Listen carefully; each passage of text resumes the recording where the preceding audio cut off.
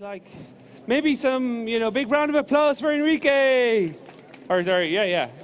All right, Jordi, Enrique, Jordi. Anyway, very good. Here's Anna and Henrik. And finally, this is Enrique. Okay, very good. I ask Anna to sit here always because the moderator should look one way. Okay, so the first thing we got to do is just test the microphones. So Jordi, could you just speak into the microphone? Gracias. Okay, see, you have microphone? Okay, Henrik, can you speak into the microphone? 1, 2, 3, 4, Perfect. 5. Anna, can you speak into the microphone? Yeah, sure. Perfect, okay. So we're just waiting for the final speaker. Yes. Enrique. And then I'll introduce you.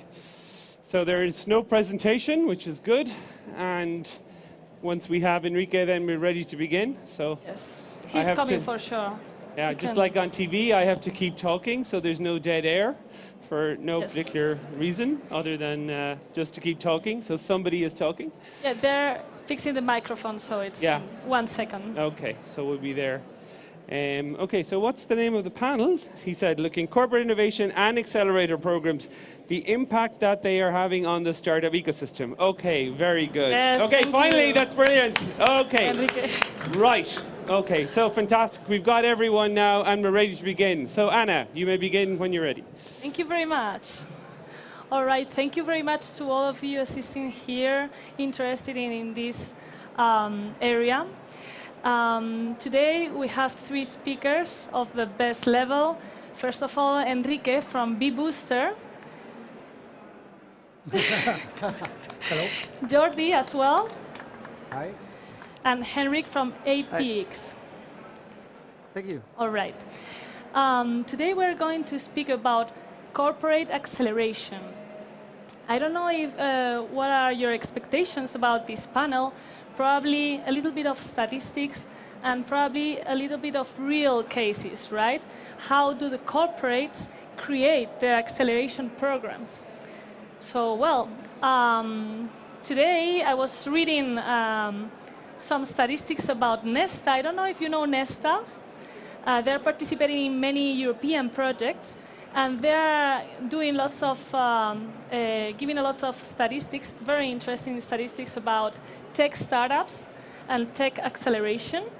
And it seems that from the 2014, there were like around 20% of corporates creating an acceleration program. And you know what? In 2018, it has grown up so much that it was getting till 50% of the corporates have an acceleration program. Why is that that tendency of growing so much? And we will analyze in each different corporate which are their acceleration programs and which are the evolution, right? So, Henrik, maybe you can tell us a little bit about your APX. Yes, I'm happy to do this. So basically, APX started 6 months ago. We're based in Berlin, Germany. We have 2 corporate shareholders, so this is why I'm really happy to sit on this panel. One is Porsche, the car manufacturer, and the other company is called Axel Springer, which is a German media brand. And those 2 companies have nothing to do, had nothing to do with one another before. And to give you a quick answer on the question why our corporate shareholders want to do what they do with us is they have no strategic interest in doing pre-seed and seed deals, and this is what we do at the accelerator, but instead they're looking for financial return. We have a business plan that goes for 10 years. It's comparable to a fund, but there's absolutely no strategic element in there that our shareholders expect for us to find deals for them that they can then do investments on. So we have a very straightforward deal that is made for entrepreneurs that then go on a venture track. So our standards, our contracts are super standard, have no weird clauses that, that favor our corporate shareholders, straightforward, so that VCs can invest afterwards. Very good, thank you. Very good. Okay, Jordi, tell a little bit about, give us a big overview about your organization, please. Big overview of our organization. Well, I'm from Correos. I believe everybody knows about Correos. It's a public postal company in Spain. So we are forced to change our business. So we used to deliver 1,000 million letters, so letters business is decreasing. So we need to innovate. We started to diversify our business several years ago. It's not like in Germany that they started maybe 20 years ago when they got private. So we are public, we are 100% public, and we started with the diversification 7 years ago. And we started with internal innovation with entrepreneurship programs where the employees were providing new business models, and we have a really good success history. That is our city park. It's a copy-paste of the Pack Station of Germany. So, but that was born inside the company, and now we have thousands of machines in the whole country. And this is internal innovation. But then we are doing also open innovation with startups. On 2016, we were here explaining, using a PowerPoint presentation, talking about our hub, Correos Labs, that is in Madrid, and also about our program, acceleration program, called Lenica. We had nothing. We had the PowerPoint presentation and a facility that was in construction. So now we are in the second year. We have launched 2 Lenica programs. We are accelerating startups related to Correos, and we have at least now 5 success histories with our startups, the startups from last year, and now we are accelerating and accompanying the ones that we are accelerating this year. And this is what we are doing. We are learning and we are increasing our functionalities every year. We start as an internal, now open innovation. We want to increase our services also, including... ¿No se me escucha? So, you know, what the effort that they have to do speaking in English, and if you don't understand, if you don't listen to me. So, the next steps are going to be include investors in our process. So this is what we are doing. Okay. Very good. Thank you very much. My turn. Yeah, sure. Go ahead. Okay. We are BeBooster. BeBooster was born in 2010. We were actually the first accelerator program in Spain at that time. But actually, we are not a corporate accelerator. Okay, when we started, there was no accelerators, and the corporates were doing nothing because there were no accelerators and not corporate venturing at the time. Wayra came a little bit later. And now we are, over the time, we can say that our accelerator probably is one of the most successful in terms of returns given to our investors. We have, one of our companies was in the #3 rank in the Financial Times 1000 of the biggest growth companies in Europe, that is Traventia. And so, but we saw a shift since 2010 to now. And so last year we moved up to just being a venture capital. So we just invest in companies that already have some traction and go through another accelerators. And the thing is that in this period of time, we have seen corporates also entering accelerators, closing accelerators, doing some other things. And so what we are now doing is, on one side, we are investing in the startups that already have some tractions, because there is a lot of bunch of different accelerators, corporate accelerator, public accelerator, university accelerators, okay? And on the other side, what we are doing to help corporates that realize that an accelerator program itself is difficult to have. It's all about expectations, because some of the corporates that close the accelerator program is because at the beginning their expectations was to have a new product, new business line, somehow to get innovation inside of the company, but then some years after they realize that it's just a marketing KPI. So they have no really return on the company in terms of innovation or in terms of returns in their balance sheet. So that what we are helping them is we have a program that is called IntraLab, There is doing open innovation with them in order to have some projects that are made by intra-entrepreneurs and entrepreneurs that are coming outside from the company, because most of the knowledge on the sector is not from the technology people that is outside, but is from the people that actually works there and works in the corporate. And so that's why we work with them, because at the end we have a lot of synergies with all of the other startups that we have invested, and we work with the corporate in that approach. Very good. Thank you very much. Very good. Henry, tell me something.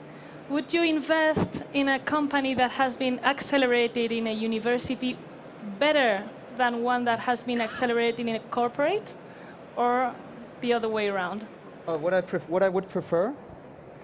I would say it really depends on the company. I mean, there's no better way that you can generalize on. I think it really depends on the team. I guess if you in your late 30s have founded 5 companies, there's probably not that much reason to come to me or to our team, do a pre-seed deal in Berlin, and give away 5% of equity for a very small check and the program, because for that particular entrepreneur, it's not really, it doesn't make sense because he has that knowledge. And on the flip side, if you go even earlier, if you're still a university student, it can be totally fine to go through such a program.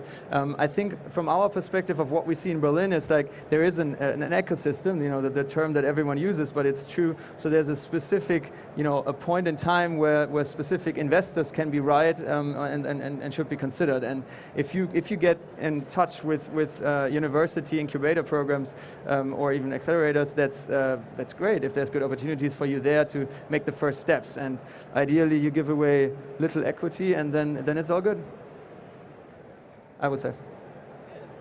Very good. You wanted to answer this question, Jordi, or you wanted? Yeah, right? I am really interested if you are interested in investing in our startups. I mean, as I said before, we are not investing. Our programs are if you were an investor, no. Of course, if you were like out of Correos. Are equity free. We are helping them with some money, just 30,000 euros. But we are providing something that is more important in the first stages of the startups, that is pilot their product or to pilot in the market. So for us, it's more important to have a person inside Correos that is working hand to hand with the startup and launching the pilot in the 1-year acceleration program rather than invest. No, but then what we are finding is that the value of the startup is increasing a lot after the acceleration program has finished. So our challenge for this year in South Summit is to learn to talk with the investors if we are interested for the investor ecosystem, because we are accelerating these companies. For me, it's a kind of a market development process. This is what we are doing here this year. Okay, because actually what I was about to ask you, rather than this previous question, was like, I know I know very deeply your program, actually. And I was wondering, is there any company from the 5 companies that you were accelerating from last year that you are actually implementing these solutions in the company, in Correos? We had 5. 2 of them we are offering. We're including their product in our portfolio to our customers. So our sales force is selling our products to our big customers. So we are doing that with at least 2. Then there is another one that we are using them for internal projects. And the other ones, I mean, we are searching the way to collaborate. The point is that we are not investing, and for us, the success or the end of the process has to be very successful, at least during this year. Then, if they have to grow is their company. So, and we are helping them to at least to be visible, to reach the market, to put in contact with all our customers. So we are very proud because almost all of them has finished pilots, and some of them we are going together to our customers, offering the same product. If you know our program, we are public, and we have to find a way to sign contracts with small companies. So, but we are working on that also.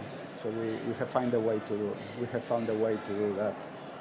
Very good. So you will probably buy 2 of the solutions that you have already accelerated. It's not that easy. I mean, if we had to buy the solution, then we have to publish a public tender, because maybe it's not an exclusive solution. So we are finding several ways using the public contract law in Spain. I mean, we are public and we have to follow the rules, but I mean, I think we are really pioneers in the public sectors.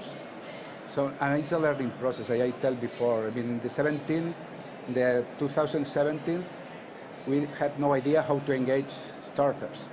So we had some. Our first program was very successful. In the second one, this year, we doubled the appliance, and we are also thinking in open new centers in other cities. Keep growing. So. Very good, thank you. Enrique, I was wondering how has been the evolution, because BeBooster has had an evolution from acceleration program to venture capital entity, right? So how was this process, this evolution? Why did you see this need in the market of this gap? Okay. When we were born in 2010, there was no accelerators in Spain. There were almost, I would say, almost no business angels. Okay, I remember that the Big Bang Angels network was only like 20 people. Now it's more than 150. But in that time, it was just 20 people there. And so when we started the accelerator, it was also because we had been in an investor meeting, and they said, okay, there is no good actually companies to be invested. And we were in entrepreneurs event, and okay, here there is a lot of good talent, but there is no money who invest in us. So there was in that time a gap between what entrepreneurs think is might be invested, and what investor is trying to look for what actually it might be invested. And there was no deal flow for those investors to invest, but there was good talent. So we decided to launch this program in order to help that talent to get to have a company that is investable. So we worked on that. We were together, side by side, with all the entrepreneurs, and it was our natural growth, because just from the beginning we saw that if we help the company and we show the company to other investors, we should have a way also to co-invest with them. So we did our first investment vehicle to invest with the business angel that were investing in our companies. And then our companies grew, and they become scale-ups, and then they had to go to venture capital. And so some of them closed a venture capital round. But then you saw also that there is a lot of good companies that are having great growing pace, like 3x, but it's difficult to reach a VC because the VCs are getting bigger and they demand for a bigger check and so on. And also there is some, and the VC ecosystem in Spain is not as big, and so you had to go to US or to London. And there, if you were a Spanish, is same company, if you are British or US, gets the money, and if you are Spanish, don't get the money. Okay, with same traction, same everything. So we decided that, okay, we could help those companies, that it was not only our portfolio companies, but all the companies that were going out from the different portfolio of the business angels and the accelerators to jump that phase. So we are now kind of like the first VC entering in a round with a convertible note. And so we help them to jump from that business angel round here in Spain to a bigger round. And actually, we are integrated in Draper Venture Network. So we are one fund between 25 funds. Our main office in the Draper Venture Network is in Silicon Valley. So we are able also to try to, these Spanish companies, to make more global companies, to help them to become global, and so to access foreign money. For example, we have a good story of one of the companies that was in our last batch of the accelerator program, that it was last year, 2017, and already is invested by 2 funds from Silicon Valley, and they grew a lot in the market in the US, and so yeah, so we tried, like, at the beginning we saw, okay, the need was to seed because there was no ecosystem. Now there is ecosystem and we need to help in the next stage. So we moved to the next stage to help them there. Very good. Very much needed in the ecosystem. Thank you. All right, Henry, I was about to ask you, how do you find your startups? How do you get to know them and identify which one is the best one? Yeah, so basically we just started this second fund, if you will, or the second company, APX, 6 months ago. So we're still trying to out the best ways to meet startups. We have invested in a Spanish company within our first 4 or 5 months of operating, which shows you there's a geography behind it, just Europe. So we focus on Europe and Israel most of the times. If we get applications from the States or from China, there's 2 problems with it. First of all, typically they are not good, because if they are good, they would have probably found money in the US themselves before that, so why would they come to Berlin? And the other problem is that when they come to us, we really want to be there to help them, and our market knowledge and what we can really offer them to grow faster and to take the shortcuts that we can offer is Europe focused. So that's why geography is European and Israeli companies. How do we find them? All ways that you can imagine. So that ranges from also online marketing. So we would even have something online, maybe on Facebook or Google. But then we have obviously anything that is everything that is around telling content, because we are different to a venture capitalist that has an office without founders in there. We have all the founders in our building. We have a few floors. We invest in up to 40 companies per year. So there's quite a lot of action going on. And this is something we want to share with the community to also build our brand through that. And that's how we meet others. What we learned in the first 6 months, and this is also based on the 5 years before that, together with Axel Springer Plug and Play. Basically, the people you meet through connections, that's always very valuable. So the chance of them converting into a portfolio company is just a lot higher. So it takes, really is important to take that time for conversations with these types of recommendations. And obviously, we're out at a lot of events. We travel a lot, and then we have an online form, so basically every applicant goes to that. So far we have collected 760 applications since the start, but the number obviously alone doesn't tell you much. No, it just means that we have it's a lot, but it also depends really on the quality, and that is something we are at the moment optimizing for, to see, it's not like just shooting for thousands of applications. We want the right applications, obviously, because every application that we review takes some time. But this is something we work on at the moment, and at the moment we are also building, or we have just built a system where we, feeding this with data tells us pretty, precisely where it makes sense to spend time and money to find companies. But it's something, obviously, as an accelerator, we have to do a standardized approach with lots of things that we do, because it's not just about quality, but also about quantity in terms of the investment number. And this is our ambition, to not just do good deals, but also a lot of them, because we're so early, the risk is so high.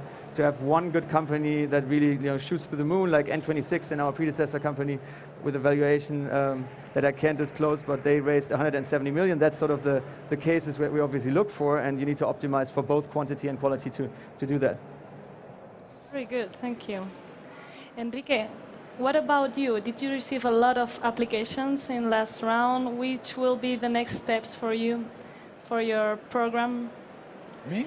I'm asking because probably most of the people here are tech startups that could be interested in you investing in them and knowing you. So I would say our approach now is much different. We used to be more like him, like doing a lot of push communication through marketing online, social networks, because we were trying to find the entrepreneur before even he's an entrepreneur. So no one could tell you, okay, this one is the good one. So you had like to make a big call and have all the people applying, and then a tough project, tough process of selection of these people. But now with the fund is totally different because it's kind of like they have to be already startups with some traction. So the thing that is working the best, probably what we do the best is like we have already about 80 companies in the portfolio, the ones from that were in the accelerator program plus the ones that we have already invested with the new fund. And so the best thing is to ask our entrepreneurs and to ask our co-investors in some of other of the startups, okay, do you know, did you see anything that I might be interesting for me, and so on. So the word of mouth is the one that is working best, because usually they say, Enrique, you have to meet this guy. He's really good, he's doing really good. And so then we do an interview and try to understand the startup and try to understand the team that is really good. And actually, because now is, even that in the accelerator is about quality, you need also a lot of quantity. But here is even more about quality and not quantity. So what you need to know is to access these quality startups and to access in the right time before they grow too much and are invested by others, but also not too early that is just a team and we cannot invest. So what is working best is this network relation with other investors and other entrepreneurs. Right. Any people in the public want to ask you something for speakers? Yes? Maybe you can come over or shout a little bit.